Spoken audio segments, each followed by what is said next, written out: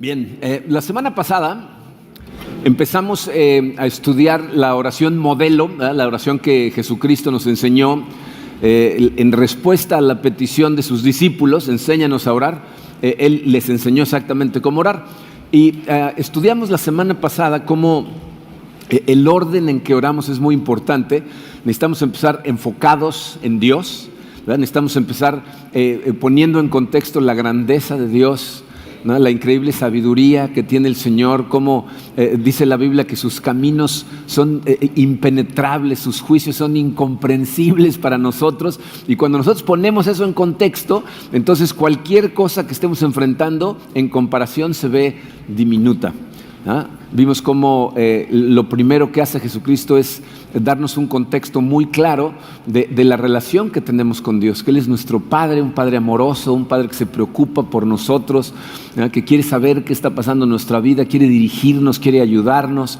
Y cuando le hablamos de esa manera, pues sentimos una cosa diferente cuando estamos hablando con Él, pensando en Él como un Padre, que si simplemente piensas en el juez del universo, ¿no?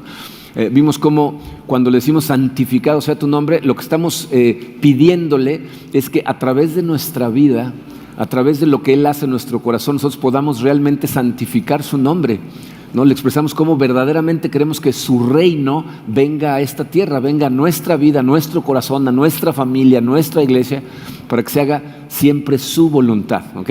En esta siguiente parte que vamos a estudiar el día de hoy, vamos a pasar a analizar nuestras necesidades. Se van a dar cuenta cómo en esta que parece una oración muy simple, Jesucristo nos enseña cómo en oración cubrir todas las áreas que forman al ser humano. Entonces vamos a darle gracias a Dios, vamos a ponernos en sus manos y vamos a estudiar esta segunda parte de la oración modelo. Padre, te damos gracias, Señor, te agradecemos por el amor que nos mostraste a cada uno al enviar a tu Hijo Jesucristo a dar su vida por nosotros, Señor, al comprar esa vida, ese acceso directo a ti, a limpiarnos totalmente con su sangre. Gracias, Padre. Quiero también dar gracias, Señor, este día por habernos prestado este lugar para venir a adorarte, para venir a cantarte, a alabarte, a conocerte mejor durante todos estos años, Señor. Sé perfectamente, Padre, que este lugar vino de ti para nosotros. Ellos nos vinieron a buscar a nosotros increíblemente y ha sido una bendición para nuestra iglesia el haber estado en este lugar.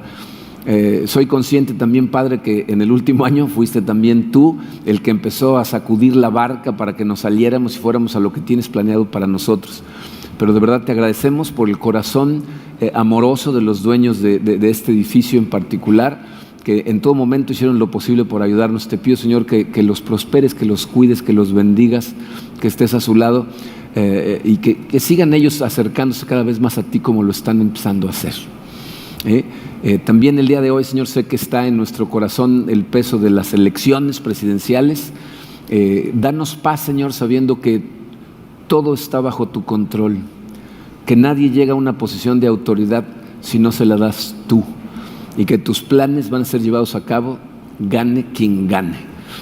Danos esa tranquilidad, Señor, de saber que estamos totalmente en tus manos, confiamos en ti y nos ponemos totalmente en tus manos, Señor. Te pedimos que este mensaje sea transformador, que nos abras los ojos a la manera en que debemos de ver nuestra vida, la manera en que oramos y cómo vivimos esa oración en todos los días, Señor.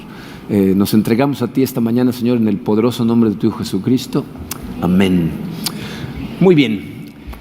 Vimos el versículo 2 de Lucas 11 la semana pasada. Hoy vamos a ver los versículos 3 y 4. Dicen así: danos hoy el pan nuestro de cada día y perdónanos nuestros pecados, porque también nosotros perdonamos a todos los que nos deben, y no nos dejes caer en tentación.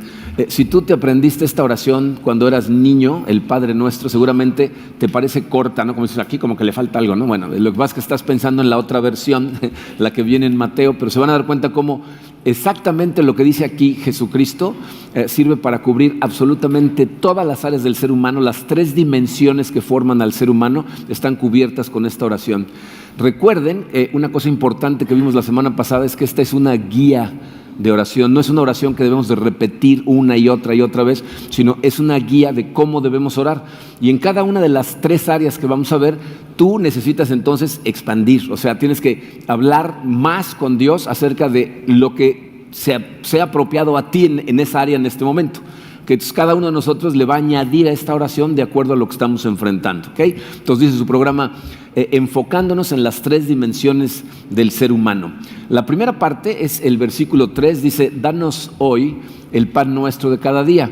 Esa primera petición es una petición por las necesidades del cuerpo.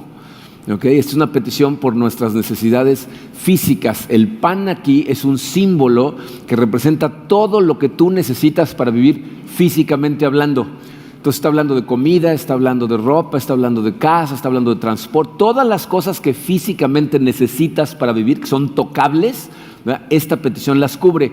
Miren, esto nos está enseñando cómo Jesucristo nos dice que es válido ir a Él para pedirle acerca de las cosas que necesitas físicamente, sean pequeñas, sean grandes, ¿verdad? Aquí Jesucristo está atacando una idea que tenían los griegos en la época de Cristo, de que todas las cosas que tenían que ver con el cuerpo eran malas.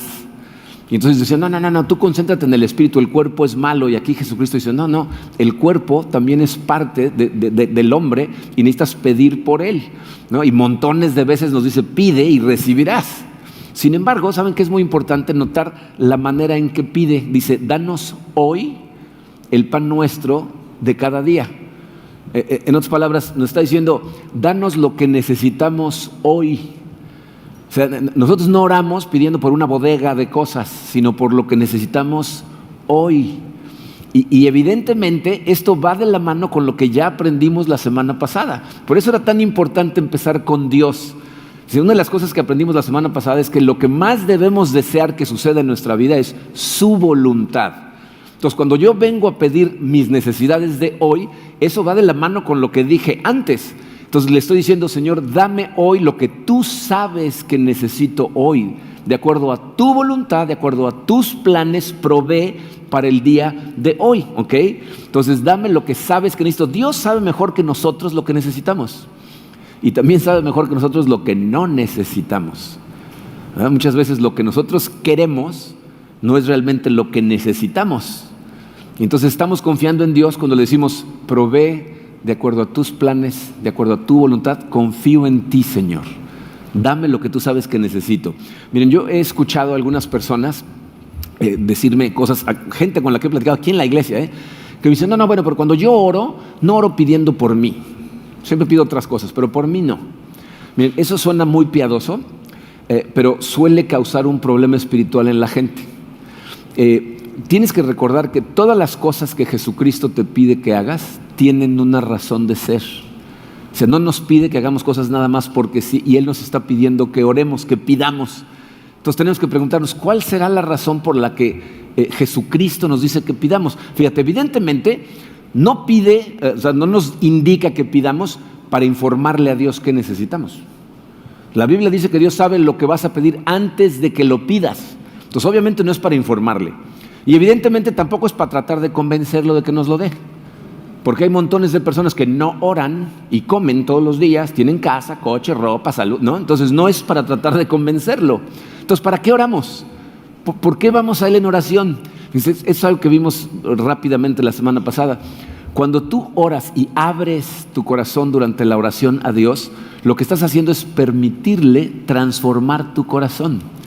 Si tú vas a Dios en oración pidiendo por tus necesidades físicas, te estás haciendo consciente de las necesidades que tienes y aparte estás siendo consciente de que todo lo que tienes viene de Dios, se lo hayas pedido o no. Y cuando eres consciente de eso, eso produce en tu corazón, ¿qué cosa? Agradecimiento. En ese momento dices, gracias Señor, estoy pidiendo por cosas, pero sé que el que me las da eres tú. Y miren, la gente que no agradece por las cosas que tiene, tiende a olvidar que es de Dios de quien vienen todas las cosas y empiezan a pensar que el que provee soy yo. De hecho, he tenido conversaciones con gente que me dicen, bueno, sí, Dios me dio la vida, pero el que compró este coche fui yo. No, yo trabajé, yo me gané el dinero, el coche pues, realmente lo proveo yo, a mí que me siga dando salud, ¿no? Eso se llama arrogancia espiritual. Olvidar quién es el que provee. Y te voy a decir lo que la Biblia nos enseña. cuando la gente deja de agradecer o nunca le ha agradecido a Dios, no vive, se convierte en un animal. O sea, literalmente, Harry Ironside, un pastor del siglo pasado, decía: la ingratitud causa que el hombre se convierta en un animal. ¿Y saben cuál es el mejor ejemplo de eso? Si han leído el libro del profeta Daniel, es un libro complicado pero muy interesante. Fíjense, en ese libro pasa una situación muy interesante. Daniel es una de las personas que, cuando Babilonia invade Jerusalén y se lleva exiliados a un montón de gente, especialmente la élite, la gente más joven e inteligente, Daniel es uno de ellos. Nabucodonosor, que es el rey de Babilonia, trata de cambiarlos internamente para que se hagan a la cultura de Babilonia, pero Daniel se rehúsa. Él no permite que lo cambien, no cambia su forma de comer, no cambia su forma de creer, ¿no? Y Dios honra, ¿verdad?, esa fidelidad. Y entonces Daniel tiene dones muy especiales. Uno de sus dones es la interpretación de sueños.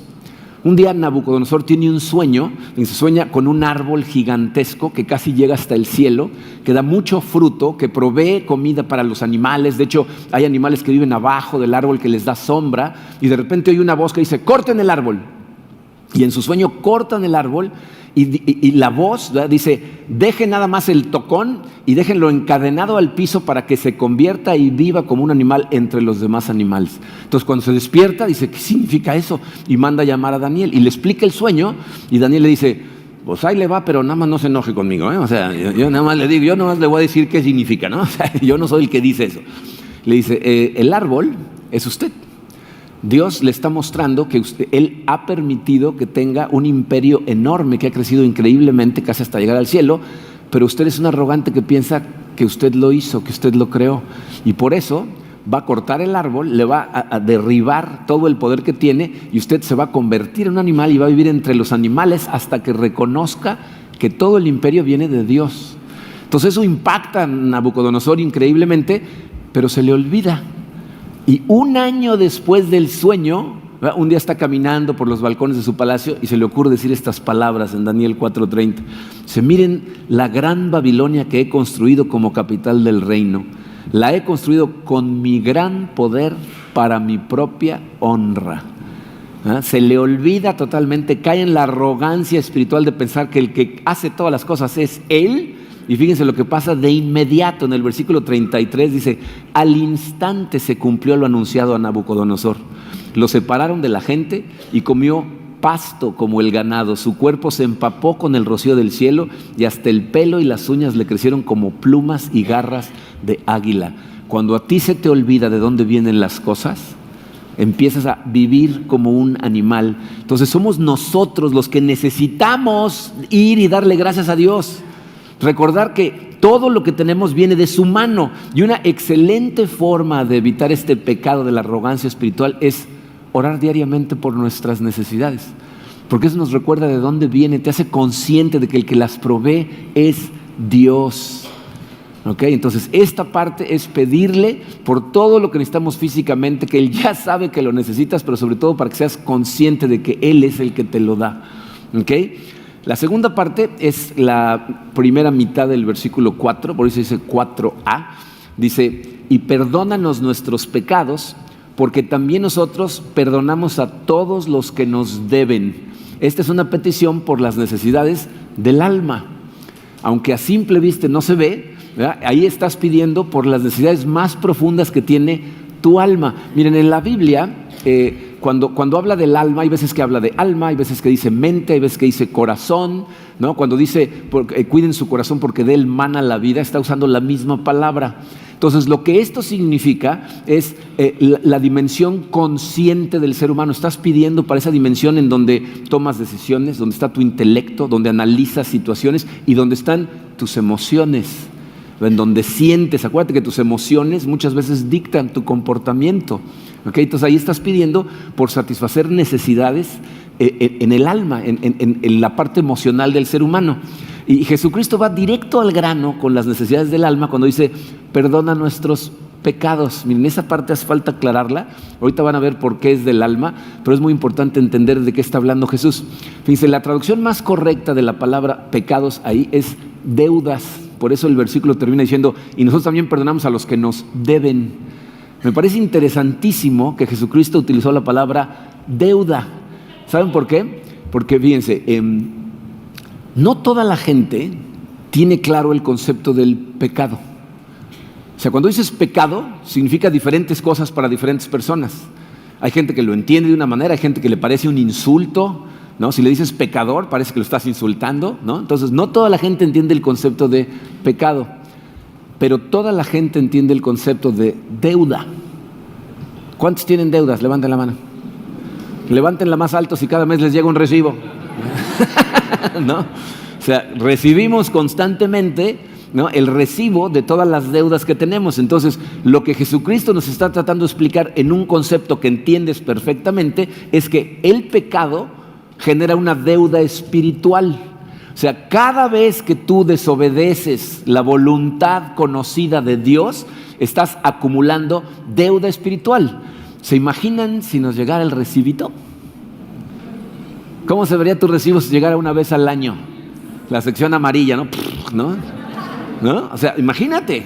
No, bueno, fíjate, lo que nos dice la Biblia es que cuando Jesús murió en la cruz, lo que hizo fue saldar la cuenta de la deuda que tenemos todos espiritualmente con Dios. Una de sus últimas frases fue decir, pagado en su totalidad. De eso estaba hablando, de la deuda espiritual que tenemos nosotros con Dios. Ahora, fíjate, la gente que pone su fe en Cristo, la Biblia nos dice, tu deuda está saldada, pero evidentemente, conforme vivimos esta vida, aunque estamos en el proceso de transformación, seguimos incurriendo en deuda, ¿están de acuerdo? O sea, nos seguimos tropezando, seguimos equivocándonos, ¿no? Pero, fíjense lo que nos dice Juan, en 1 de Juan 1:9, dice, si confesamos nuestros pecados, Dios, que es fiel y justo, nos los perdonará y nos limpiará de toda maldad, ¿no? Confesar significa literalmente estar de acuerdo. Cuando tú confiesas tus pecados a Dios, lo que estás diciendo es, estoy de acuerdo con Dios en que rompí la ley, reconozco que he pecado, ¿no? Entonces tú y yo debemos de tratar de vivir la vida de acuerdo a su voluntad, pero si te tropiezas, entonces ve a Dios y dile, papi, perdón, pequé, discúlpame. Y lo que hace Jesucristo, que es nuestro intermediario, es simplemente interviene y dice, ese lo metemos a la factura que yo ya pagué.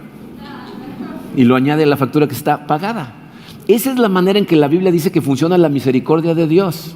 O sea, en este universo no hay karma, no hay que lo que va viene, no hay penitencia, no puedes pagar por esos pecados porque aparte de todo, Cristo ya pagó por ellos.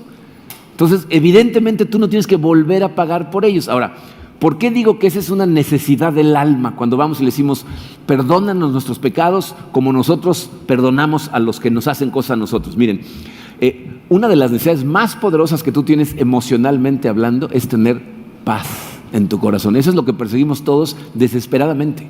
Quisieras estar todo el tiempo en paz, ¿no? Tenemos paz emocional, fíjense, por un lado, cuando nuestra conciencia está limpia. O sea, cuando fíjense, de las principales barreras para no tener paz es sentir culpa, sentir culpabilidad. Eso es lo que rompe tu paz. Por un lado, ahorita vamos a ver otra cosa que la rompe, pero por un lado estás cargando con el peso de las cosas que hiciste en el pasado. ¿Ok? La culpabilidad es una cosa muy interesante, fíjense, es una emoción única al ser humano. Ningún otro ser vivo se siente culpable. Los animales hacen las cosas por instinto, por entrenamiento, y no pierden el sueño por las cosas que hacen. Nosotros, los seres humanos, sí sentimos culpabilidad, y aparte es una emoción universal.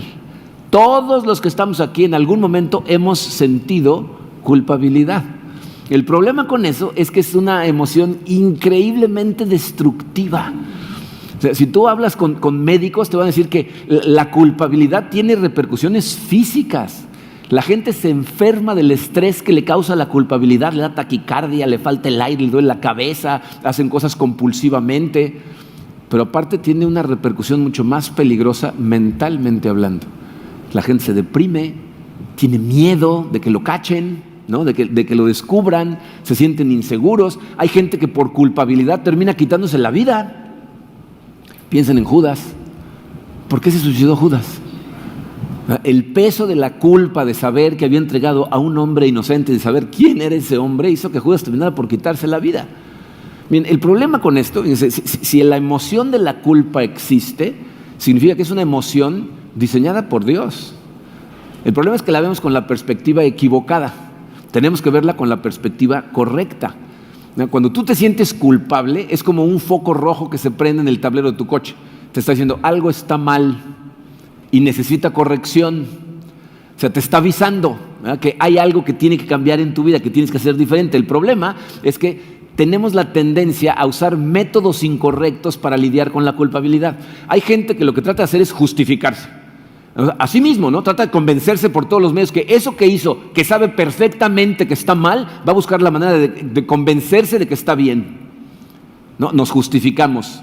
Otra que hacemos es compararnos con alguien que está peor, ¿no? O sea, yo hice esto, pero mira este. No, bueno, por lo menos no estoy tan mal como este, ¿no? Y entonces ya te sientes mejor, ¿no?, temporalmente, porque al rato la culpabilidad va a regresar. Otras personas tratan de reprimir la culpabilidad, ¿no? Como que quieres salir. Eso es lo que causa estrés en la vida de la gente, tratar de reprimir las emociones que están siendo causadas por algo que estás haciendo. Otras personas lo que hacen, ¿sabe qué es? Distraerse. O sea, hay gente que no para en todo el día. No, van, trabajan, suben, bajan, tienen actividades, no permiten un momento de tranquilidad en su mente porque en ese momento empiezan a venir los pensamientos de culpabilidad.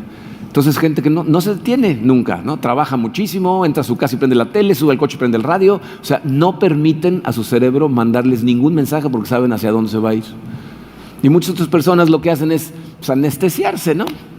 Alcohol, drogas, lo que sea necesario para no pensar en estas cosas. El problema es que ninguna de esas funciona porque no elimina la culpabilidad.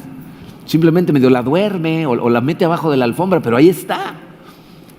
Entonces la pregunta aquí es, ¿tenemos que vivir con la culpabilidad? Eso no es lo que Dios quiere para ti. La gente que tiene culpabilidad no tiene paz, y cuando no tiene paz no es productiva, y Dios lo que quiere es que trabajes para su gloria. Entonces, ¿cómo le hacemos? Pues aquí nos está dando la solución. Cuando tú vas a orar a Dios y le dices, Padre, perdóname, confieso, estoy de acuerdo contigo, por favor, perdóname. Todo lo que estás haciendo es pedirle que se cumpla la realidad de las promesas que nos ha hecho. En Romanos 8:1, Pablo dice, por lo tanto, ya no hay ninguna condenación para los que están unidos a Cristo Jesús, ninguna. Y Juan ya nos dijo en la primera de Juan 1:9 que si los confiesas te los perdona. Miren, pocas cosas causan más problemas a un cristiano que la culpabilidad, pero aquí Jesucristo nos está dando una herramienta poderosa para luchar contra ella. Simplemente decir, Señor, perdóname, y entiende que te perdona totalmente porque para eso murió en la cruz.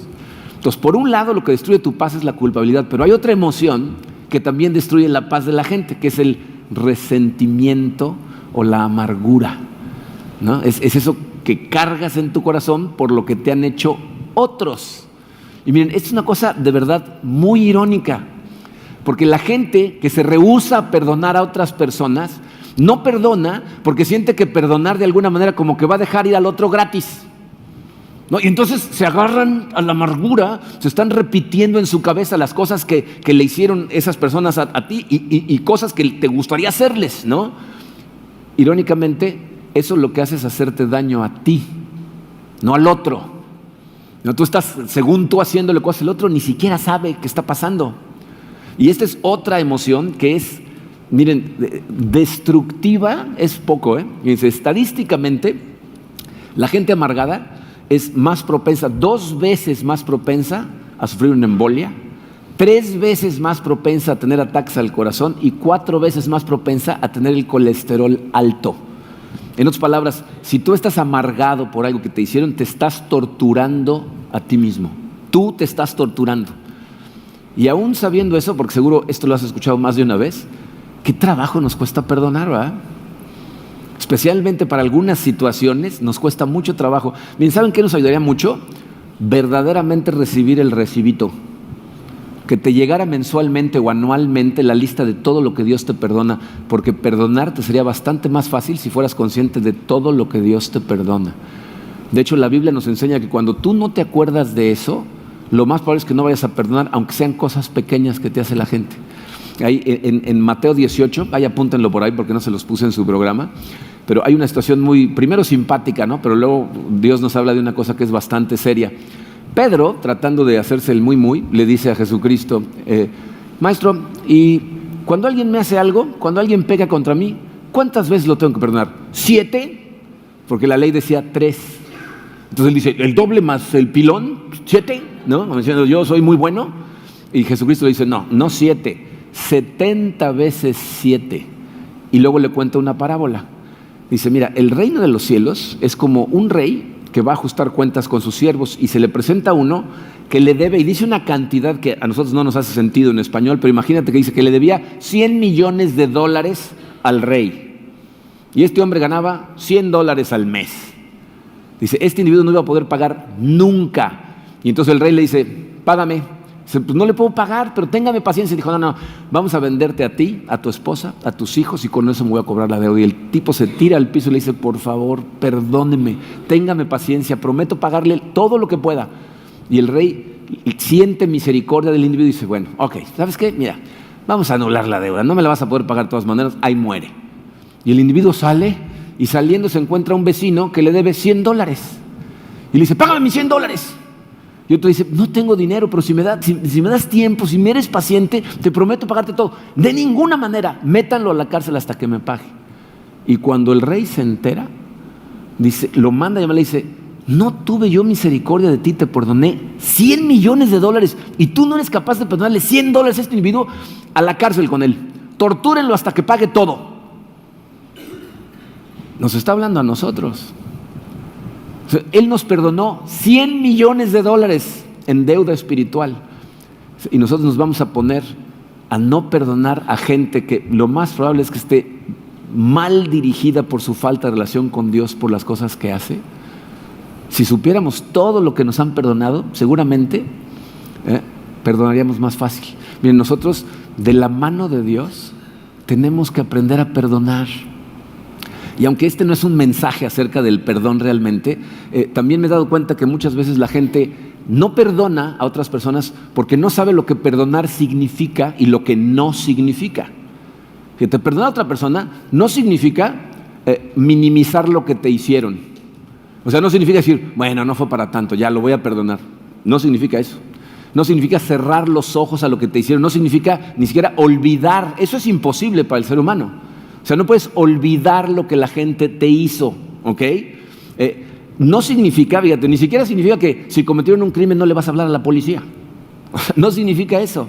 ¿Y sabes qué tampoco significa? Que simplemente porque perdones, la relación se tiene que restaurar. Yo puedo decidir no volver a tener nunca más relación con una persona, pero en mi corazón Dios me dice que la tengo que perdonar. Entonces, ¿qué significa perdonar? Fíjate, perdonar significa renunciar al derecho que creo que tengo de vengarme de esa persona, física o mentalmente, porque cada vez que le atropella un camión en tu imaginación, te estás vengando, ¿ok? Entonces, renuncio al derecho que creo que tengo de vengarme e incluso, fíjate, aspiras a poder desearle a esa persona lo mejor, orar por ella. Perdonar a una persona significa literalmente dejar ir el dolor que tú solo te estás causando al darle vueltas y vueltas y vueltas a lo que te hizo. Sé que no es una cosa fácil, especialmente en algunas circunstancias, pero de la mano de Dios tienes que aprender a ir y decirle, Señor, ayúdame a dejar ir a esta persona. Ahora, ¿por qué quiere Dios que perdones? ¿Qué pasa cuando perdonamos? Acuérdense que dice, todo lo que Dios nos dice que hagamos funciona para dos cosas: su gloria y nuestro crecimiento que produce plenitud. Entonces, ¿cómo funciona para su gloria? O sea, Dios quiere que la gente vea en ti el Evangelio de Cristo, ¿no? ¿Qué dice el Evangelio de Cristo? Porque por gracia ustedes han sido salvados mediante la fe. O sea, por gracia tú has sido perdonado de todo. Y lo que quieres es que tú le pases esa gracia a la demás gente. ¿Quieres que vean a Cristo reflejado en ti? Pues tienes que actuar como Cristo. ¿Se acuerdan lo que dijo Cristo en la cruz? Perdona a los padres, no saben lo que hacen. La gente que te hace cosas no sabe lo que hace. O sea, verdaderamente no tienen conciencia de lo que están haciendo. Están ciegos espiritualmente. Tú no te enojarías con un ciego porque se tropieza, pero sí te enojas con un ciego espiritualmente porque hace cosas que no van con la vida espiritual. Entonces necesitamos perdonar para la gloria de Dios, pero aparte funciona para tu gozo. ¿verdad? Funciona para tu madurez. Cuando una persona madura sabe que las cosas no vienen de la carne, de la gente, sino que hay algo atrás que los está empujando a hacer estas cosas, dejan ir la amargura que sienten y entonces realmente viven. La gente amargada, miren, es gente oscura, que normalmente devasta su medio ambiente. Lo único que esparcen es oscuridad. Pero cuando sabes perdonado y perdonas, entonces tienes paz emocional. Por eso es una petición, ¿verdad?, por las necesidades del alma. Para que tú puedas ser productivo para la gloria de Dios, tienes que tener paz en tu corazón. Y no hay manera de tener paz si te sientes culpable o te sientes amargado. Entonces, esta oración le dice: Señor, limpia mis emociones de esas cosas. Ayúdame a concentrarme en ti. ¿Ok? La última, que es la segunda parte del versículo 4, dice: y no nos dejes caer en tentación. Miren, esta, aunque no se ve así a simple vista, es una petición por las necesidades del espíritu. Ahí estás pidiendo por la necesidad espiritual más grande que tienes. Y Jesucristo va directo al grano, cuando dice: líbranos, o sea, no nos dejes caer en tentación. ¿Por qué? Fíjate. Si tú eres un seguidor de Cristo, necesitas ya hacerte a la idea de que estás en medio de una guerra espiritual. ¿Ok? Estamos en guerra. Esta petición es crucial porque muchos de los ataques del enemigo contra el que estamos en guerra son tentaciones. O sea, el enemigo lo que está tratando de hacer es distraerte. Es algo que no entendemos. Dios quiere que vivas para su gloria, que vivas para cumplir su propósito, que estés todo el tiempo trabajando para Él. Pero las tentaciones nos distraen. Y entonces ya no vivimos para la gloria de Dios cuando caemos en ella. En la guerra espiritual, fíjate, la necesidad espiritual más grande que tienes es doble: es liberación y protección. Liberación de las tentaciones y protección del que genera esas tentaciones. Por eso, en la otra versión de esta oración van de la mano. Dice: no nos dejes caer en tentación y líbranos del maligno. Miren, estas cosas son muy interesantes. Fíjate, cuando tú empiezas a abrir los ojos, espiritualmente hablando, cuando empiezas a ver espiritualmente, empiezas a ver a tu alrededor la guerra espiritual que está sucediendo. Y es frustrante para una persona que la empieza a ver, porque la demás gente no la ve. O sea, la gente que no es tocada espiritualmente no ve la guerra espiritual y piensa que estamos locos. ¿No les ha pasado que le dice a alguien: no, es que tuve un ataque? Y te dicen: ¿qué ataques? Ni qué nada, deja de fumar esas hierbas raras, ¿no? O sea, ¿de qué estás hablando? O sea, no ven una guerra espiritual, no la pueden ver. Pero la guerra espiritual existe y necesitas verla porque nos están atacando. Fíjate, una de las creencias que se ha convertido en más común en nuestra sociedad hoy en día es la creencia de la nueva era. Entonces, la nueva era es una creencia que parece inofensiva y parece muy espiritual porque es gente que cree en el poder del universo. Hay una fuerza en el universo, ¿no? La gente le ora al universo y le pide, manda energía al universo y recibe energías. Se sienten que viven como en Avatar, ¿no? O en la guerra de estrellas, ¿no? Que la fuerza te acompaña, ¿no? O sea, y la verdad parece inofensiva, pero te voy a decir cuál es una de las principales cosas que promueve la nueva era, que la demás, o sea, esa gente no lo ve y muchos de nosotros no nos damos cuenta. ¿Saben qué dicen ellos? Que el mal no existe, que las cosas simplemente son. No hay cosas malas, no hay cosas buenas, no hay un maligno y no hay mal. Entonces lo que están tratando de hacer es que cierres los ojos a la existencia de un enemigo que te está atacando. La Biblia dice que el mal existe y detrás del mal hay un personaje nefasto que es el que está causando la mayor parte de los problemas que existen en este mundo. ¿Ok? Entonces, cuando tú tienes los ojos cerrados no lo ves, pero nosotros que los tenemos abiertos, ¿verdad?, debemos de notarlo. Y miren, no hace falta ser ningún experto, nada más voltea a ver al mundo. Ve lo que está pasando en este mundo, ve la cantidad de injusticia, de mentira, de engaño y especialmente las cosas que estamos dispuestos a hacernos unos a otros, lo que somos capaces de hacer. Este último viaje misionero que vino un grupo de Houston, fuimos a trabajar a la zona agrícola y en un descanso uno de los caballeros que venía de allá se sentó junto a mí y me empezó a platicar, quería desahogar su corazón. Este individuo es policía en la ciudad de Houston, que es una ciudad violenta y peligrosa como no se imaginan, especialmente en ciertas áreas. Y estábamos platicando y me dice: es que Marco, no te imaginarías las cosas que he visto. Dice: no podrías creer lo que seres humanos están dispuestos a hacerle a otros seres humanos y en algunos casos a la gente que se supone que amaban. Y los voy a librar de las barbaridades que me contó, porque la verdad, esta gente, estos policías necesitan tratamiento después de ver ciertas cosas en donde había momentos, me decía, hay cuerpos que no podíamos reconocer que era un ser humano. ¿Cómo es que esto pueda suceder? ¿Cómo es que funciona así este mundo? ¿Sabes por qué? Porque nos seducen las tentaciones y nos dejamos ir. Nos convencen estas teorías filosóficas de que el mal no existe y entonces hacemos unas barbaridades espantosas. O sea, hay dos tipos de tentaciones, unas más peligrosas que las otras. Fíjense, las más fáciles de ver son las externas, las que son visibles. La gente que abusa de cosas buenas, ¿no? A lo mejor se deja llevar por relaciones equivocadas, se hace adicto a cosas que totalmente distorsionan la manera en que vive su vida. Pero ¿saben cuáles son las más peligrosas? Las internas, las que no se ven, las actitudes de tu corazón, ¿no? La ira, la envidia, ¿no? El enojo que tenemos hacia ciertas cosas. ¿Sabes cuál es una terrible para el cristianismo? Las motivaciones de tu corazón. ¿Por qué haces lo que haces? O sea, hay gente que puede servir todos los domingos o puede irse a misiones constantemente y lo que está persiguiendo es su gloria, su ego, que le aplaudan, que lo vean. Estás pecando contra Dios, le estás robando la gloria al Rey del universo. Esas son las cosas más peligrosas. Y miren, estas cosas son parte de la vida de todos los seres humanos, pero especialmente de los cristianos. Tenemos un conflicto interno que es terrible, ¿verdad? Y lo sabemos todos los que estamos tratando de vivir la vida como Dios dice, ¿verdad? Es una batalla entre lo que tengo ganas de hacer contra lo que sé que Dios quiere que haga.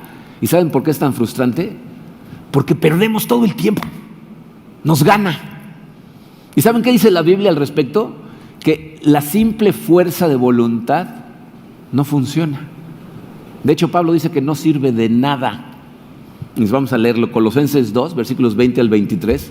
Dice Pablo, si con Cristo ustedes ya han muerto a los principios de este mundo, ¿por qué, como si todavía pertenecieran al mundo, se someten a preceptos tales como no tomes en tus manos, no pruebes, no toques? Ahí está hablando de fuerza de voluntad para dejar de hacer ciertas cosas. Dice, estos preceptos, basados en reglas y enseñanzas humanas, se refieren a cosas que van a desaparecer con el uso. Tienen sin duda apariencia de sabiduría, con su afectada piedad, falsa humildad y severo trato del cuerpo, pero de nada sirven frente a los apetitos de la naturaleza pecaminosa. Pablo dice, ese intento por transformar especialmente tu corazón para que ahora seas bueno, no sirve de nada por simple fuerza de voluntad, no funciona.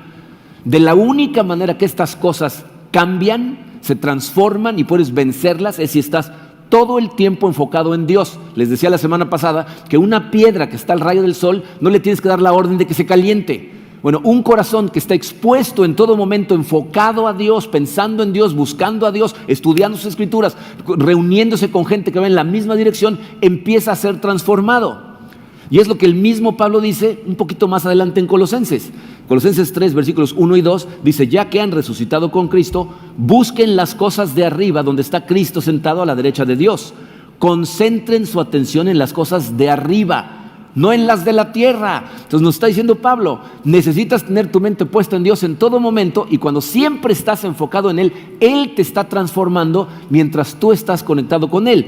¿Cómo nos conectamos con Él? En oración. Estamos hablando con Él, estamos estudiando su palabra y vamos con Él en oración. Entonces cuando le dices, no me dejes caer en tentación, lo que le estás diciendo es, Señor, por favor, guíame por un camino correcto, protégeme de las tentaciones, es más, ayúdame a verlas venir. Bien, ¿saben cuál es el problema? Dice, muchas de las cosas que hacemos en el día a día por sí mismas no son malas, ¿no?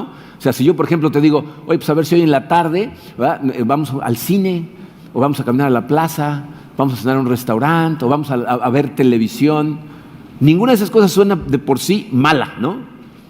Porque no tienes idea de las tentaciones que Satanás te va a lanzar en el camino en cualquiera de esas.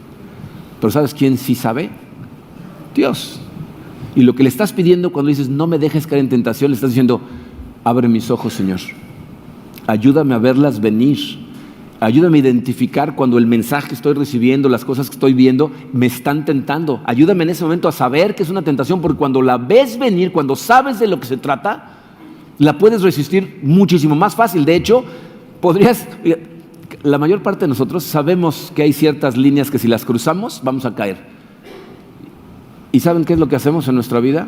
Vivimos parados en la línea. Te acercas lo más posible a la línea. Pues Satanás no más te tiene que hacer así, ¿no? Le estás diciendo, Señor, déjame ver estas cosas para ni siquiera acercarme, protege mi espíritu. Entonces, al ser protegido de tentaciones, tú te vuelves espiritualmente fuerte, ¿verdad? En ese momento puedes vivir para la gloria de Dios espiritualmente fuerte. Entonces, necesita tu espíritu protección por parte de Dios de las tentaciones y del que las causa. Entonces, fíjense cómo esta oración cubre todas tus áreas. Físicamente, sabes que Él provee, ¿verdad? Y Él es el que te las está dando. Vives en agradecimiento, ¿verdad? Emocionalmente, sabes que se elimina totalmente tu culpabilidad, ¿verdad? Que se elimina tu amargura cuando dejas ir. Y espiritualmente, ¿verdad?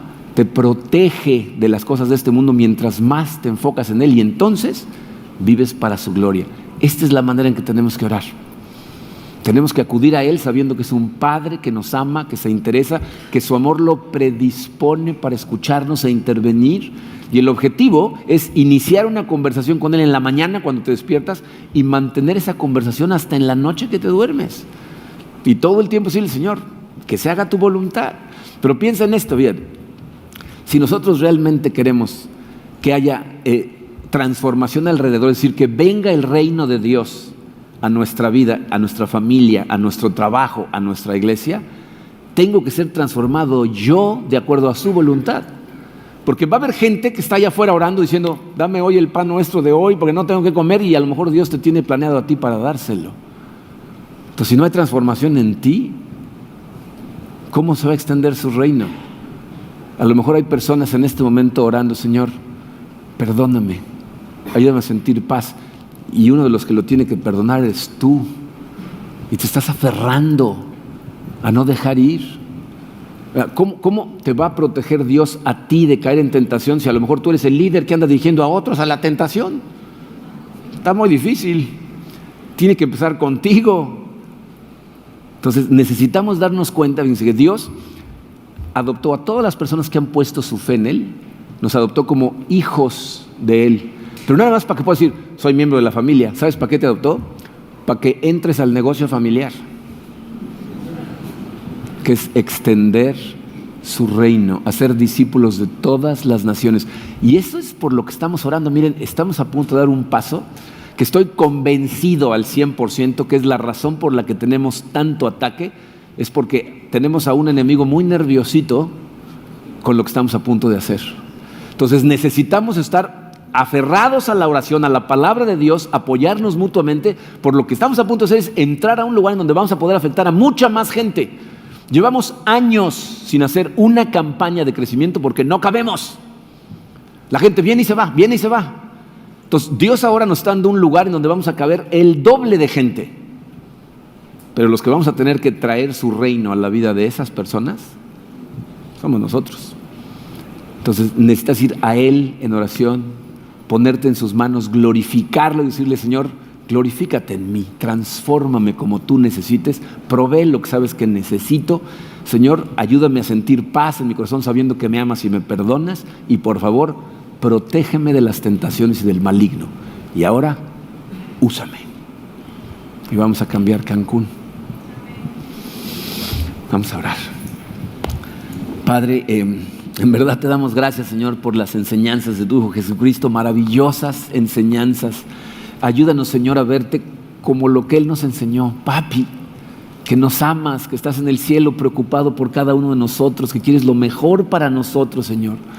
Queremos que tu nombre sea santificado, Padre, por la manera en que nosotros vivimos la vida.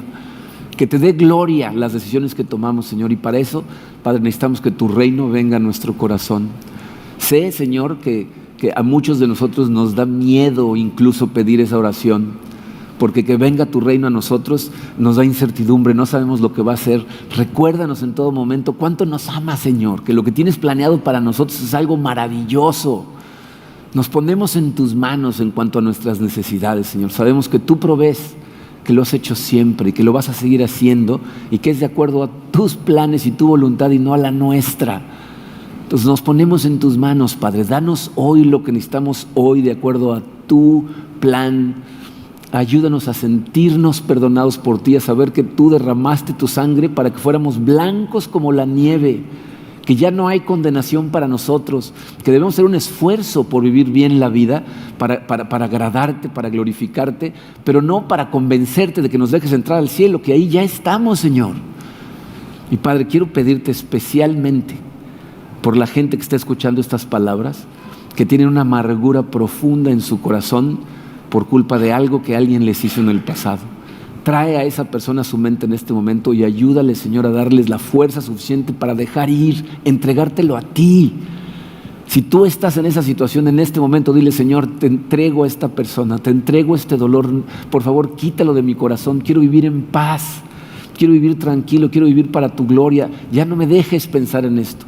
Y cada vez que ese pensamiento de amargura regrese a ti, en ese momento regresa a Dios, antes de darle vueltas en tu cabeza, pónselo a los pies de la cruz y dile: Señor, te vuelvo a traer esto, por favor, llévatelo de aquí. Ayúdanos, Señor. Sé, Padre, que conforme avancemos y nos vayamos a este edificio y empecemos a hacer cosas para llegarle a más gente, van a venir más ataques, van a venir tentaciones. No permitas que eso suceda, Señor. Ayúdanos a ver venir las cosas y protege nuestro corazón de tal manera que cuando vengan esas tentaciones podamos acudir a ti, Señor, y decirte con toda seguridad: más fuerte eres tú, Señor, que vives en mí, que el enemigo que vive en el mundo. Protege mi corazón y ayúdanos, Padre, a que entre todos te glorifiquemos y que tu nombre sea conocido en toda esta ciudad. Te lo pedimos en el nombre poderoso de tu Hijo Jesucristo. Amén.